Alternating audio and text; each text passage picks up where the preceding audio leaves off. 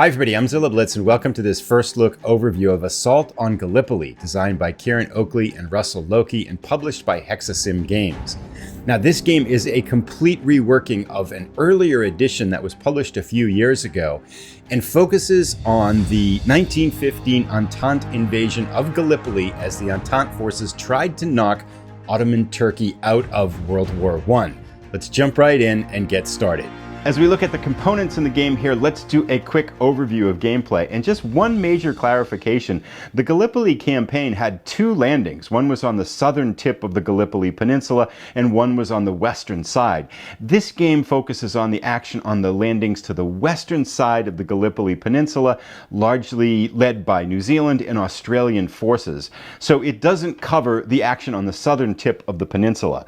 Now, with that being said, there are 5 scenarios that cover the action in this area of the campaign. We'll dig into those more in detail. General gameplay for this game is listed as 2 to 5 hours, largely varying, I think, on whether you take one of the smaller or larger scenarios. And each turn in the game represents 1 day. Now, scenario length historically is 3 to 5 days, and some scenario, again, 3 to 5 turns, 3 to 5 days. And unit scale is battalion level. However, there are some ships modeled for the Entente forces for bombardment purposes, and those are individual ships, and individual leaders are modeled, and they have a significant impact on gameplay. Let's talk a little bit about the big picture mechanics. What kinds of things are you going to be doing in this game, and how does gameplay work? Well, first up, as we will see when we look at the map, this is an area movement game. There are no hexes. And there's also, it's not an I go, you go situation. There are alternating rounds. So you're going to activate some troops or units in a particular area, and then after you do your actions with those, your opponent's going to activate some troops, and you go back and forth like this until all sides have activated all the units they want in a turn. However, there is some unpredictability built into the terms, and there's what's called a killing time mechanic. Certain dice rolls in the game will reduce that number, and if that number goes down to 0, the turn ends prematurely. So you're not quite sure if you're going to be able to activate all of the units that you want to in any given turn, depending upon how that killing time mechanic works. Now, as we can see on the left-hand side here, there are 2 decks of cards. This is what I would call, I guess, card-enhanced gameplay. It's not card-driven, but you can use these cards in a number of different ways, and we'll take a look at both decks as we kind of dig in deeper to the components. Close combat. If units end up in the same area at the end of a turn, close combat is executed, and it has its own very interesting mini-game with this combat deck of cards, and we'll look more closely at that when we dig in later too. Units can become exhausted, and there's a neat kind of overlap between exhaustion and casualties, because if a unit is fresh, it can take its first step loss as exhaustion, but if a unit is exhausted, then its first step loss is kind of to lose a step to the unit itself. So there's kind of a neat, interesting kind of dynamic between how active do you use your units and whether you want to expend the unit's energy to reduce the likelihood that it's going to suffer greater casualties, or whether you need to move them or not. So kind of an interesting balance, I think, between exhaustion and casualties in this game. Combat is resolved by throwing dice. There is kind of a dice chucking element to the game, in that you're going to be looking for certain hit numbers and you're going to be rolling multiple dice in any given attack. We mentioned as well there are leaders in the game. There's also opportunity fire. If a unit moves into your zone, you can use opportunity fire against them. Trenches and wire are modeled. This is World War I after all. Morale is modeled. Ships are in the game, and they are kind of down at the individual ship level. And the first scenario, as we can see on the left side of the map here, we'll take a look at that when we dig in closer, models the amphibious invasion that started out the campaign for this particular part of the Gallipoli campaign. So there we have kind of an overview of the general look at the mechanics. Let's jump in now and take a look at the rulebook. The rulebook has 24 pages. However, the cover is 1. The last 2 here are the action card summary, and we'll take a look at those action cards as we go through them. Then there's some optional leader counters to provide some variety and spice up gameplay after you've played a few times. A 2-page example of play that covers a sample of a turn to show you how some of the mechanics work together. I love to see these. These are always really nice to see. So really what we're looking at is about 18, 19 pages of rules in and of themselves. Now, I always hesitate hesitate to say too much about a rule set until you actually play the game, but I have read through this entire thing, and I must say I think the writing is very, very clear and precise.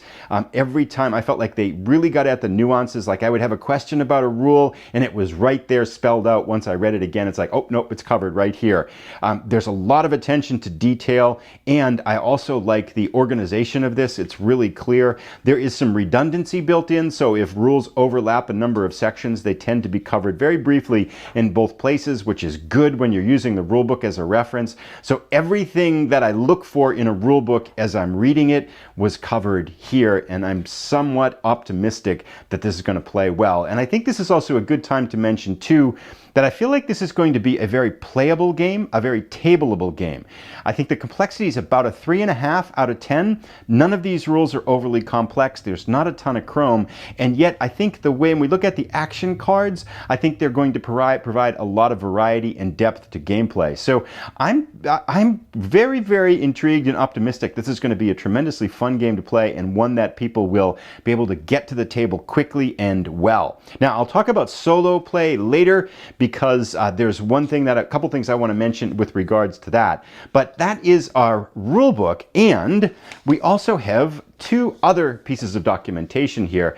These are parallel scenario booklets, ANZAC scenario booklet and the Turkish scenario booklet.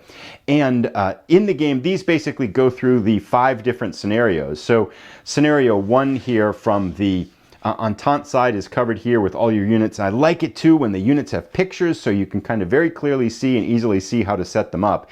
And then if you're the Turkish player, you're going to be using this document to kind of use for your setup and control. Some of the rules have, some of the scenarios have different victory conditions and victory points and things like that. We'll talk about victory as we go through things in a little bit here. But very clear and easy to understand scenario book. And with that in mind, let's talk about the 5 scenarios.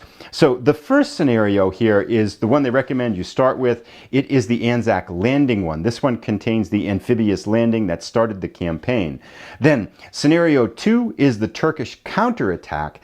Scenario 3, 4, and 5 all kind of go together. Scenario 3 is the Battle of Lone Pine, which uses 1/2 of the map.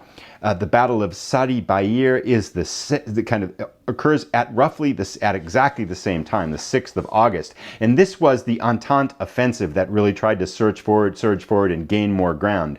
This covers the other half of the map. And then scenario 5 is a very large scenario that is the entire August offensive that the Entente launched. So scenarios 3 and 4 are each a half of this bigger scenario.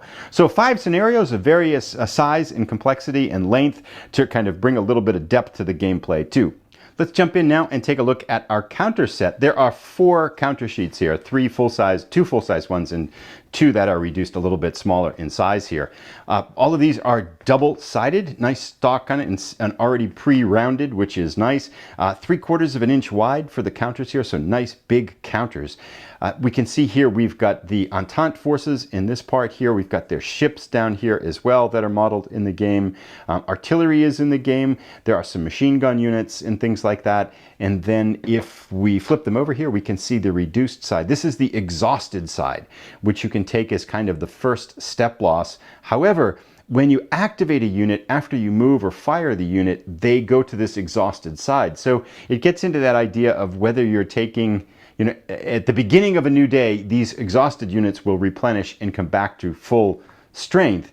But when do you use them, burn them through, and when do you try to hold on to that energy so you can take the first step loss that way as casualties? Will be kind of some interesting dynamics, I think, especially if you're on the defensive. What do you want to do with that situation there? So it's going to be interesting. I'm curious to see how that plays out here. Our second counter sheet here has the rest of the Entente forces, and then we come into the plethora here of Turkish forces. We can also see that, again, these are the individual leaders that are modeled in the game. And here we have more Turkish forces. And down the bottom of this counter set, we can see these -1s. And if we flip them over here, these are -2s. These are the strength of trenches. These are basically trench markers that can be dropped in an area. And then on the left here, we see barbed wire. That can be added into the game and built by both sides as well. And then our last set here is largely more Turkish forces here, a lot of their machine gun units. So if we take a look now at one of these units to talk through what these different numbers are across the top, we can see on the bottom, of course, we've got the unit designation and the nationality, and then the image here of what type of unit it is.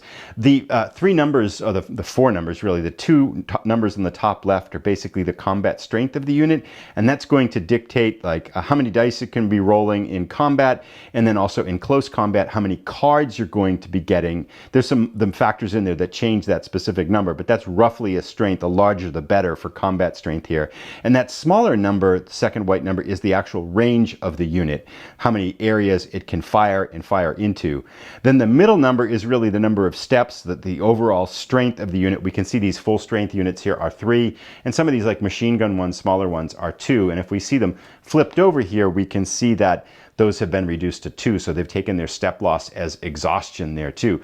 And then up the very top here, we can see ones which are remnant units, so you can reduce a 3-step unit down to a remnant unit when you take casualties as well. Then the top right here, the 4 and things like that, is the movement. Now, leaders also provide movement bonuses and combat bonuses that can kind of greatly influence gameplay. So I think using your leaders well is going to be a factor in learning to play the game as you go through and try to play the game better too. But yeah, very clean, beautiful counter set. I really like the colors, and it's just nice to see these 3/4 inch counters, which are big. So it's got, I think, some nice production value on this game here in terms of the counter set. And I love the pre-rounded counters. No clipping on this one. Let's take a quick look at our player aids. They're fairly straightforward, and there are 2 of them. They are identical. So the assault on this one here has the same backside. So 1 for each player.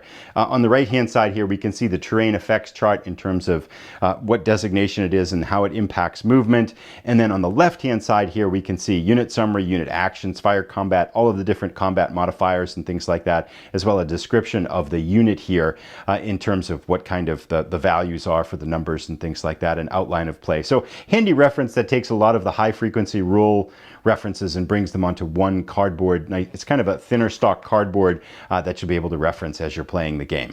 Let's look at our card decks now. And as we mentioned, there are 2 in the game. There's 90 cards altogether. What we have in front of us right now is the combat deck.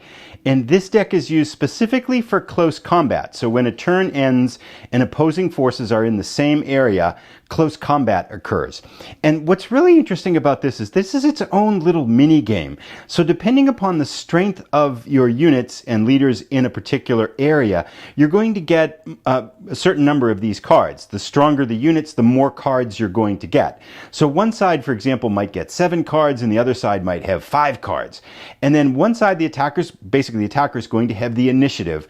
And what the attacker is trying to do is to play a card that the opponent can't match. So as the attacker, so for example, if we played the ambush card and the defender didn't have an ambush card, that's the victory for the attacker. Now there's some subtleties to it as well. There's this reserve trench card that can be used and match any other card. So if you don't have an ambush card, you could play this reserve trench card to match your opponent's card. But basically, this mini game is going to go through a number of rounds, maybe 1, 2, 3, 4 different rounds, until one side can't match a card that the other side, that the attacker plays. An initiative can shift too, and there's a withdrawal component too. So close combat in itself is this really intriguing mini game that occurs at the end of rounds when units are in the same area, signifying basically the bloody trench combat that would have gone on in this campaign. Now, 2 things to talk about with this.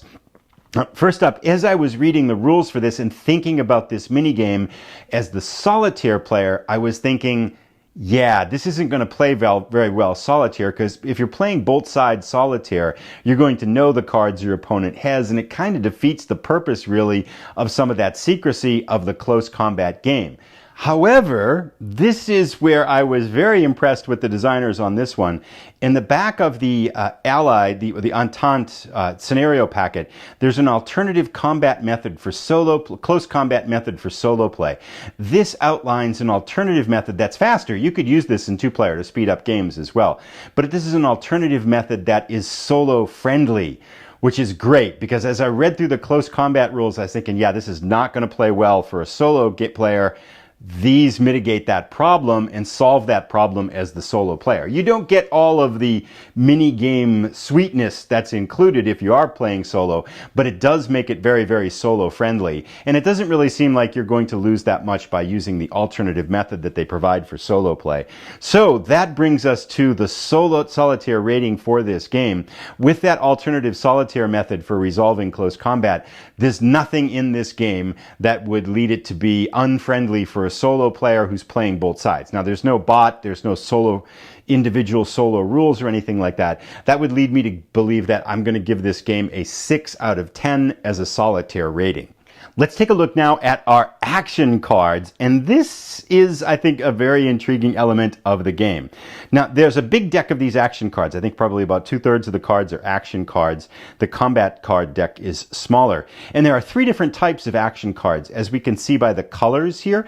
So we've got green, and then this kind of beige color, I think they call it yellow in the rulebook, and then this red color down here. And the colors here of the cards designate how you can play them.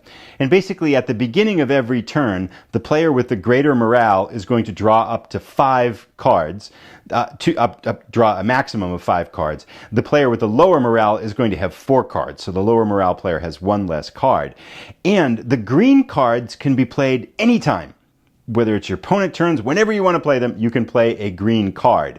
The yellow cards are playable when it is your action round, and then the red cards are playable instead of your action round. So rather than moving or activating some units, you could play this submarine attack here for your card, or the dysentery outbreak. And this basically kind of take your round and you use this action instead of it here. Now, what's also interesting with this too is that these cards can stack. So you can play multiple cards with the same effect to kind of get more bonuses to a particular attack. You could perhaps use, 3 of these green cards in an action or attack to really stack the odds in your favor that it's going to turn out well. And with the variety of different types of actions are in here, we can see barbed wire, aerial recon, water shortage, courage under fire, hidden gully, and all the different little subtle impacts that these are going to have on gameplay. I think these elements of these cards seem like they're really going to take the game from a rather kind of straightforward, combat war game into something that's going to have a lot of variety and a lot of different ways you can use these cards well and creatively to kind of shift the odds in your favor. So this is where I think a lot of the replayability and depth and intrigue is going to come with this game, as both sides trying to match wits and use these cards really, really well to enhance their chances of winning. Before we jump in and take a big look at the map, let's talk a little bit about just a couple of bits and pieces that are here now. These are the 10-sided dice that are used for combat, and one of the nice things here, a 10 is a 10, and they've got a 10 on the 10-sided die. That seems like such a simple thing, and it just saves a whole rule when you've already got the 10 there. It's immediately apparent what it is. Now, there are 5 of these that come with the game, and then these are victory point markers for blocks, and this basically is probably a good time then to talk about how you actually win.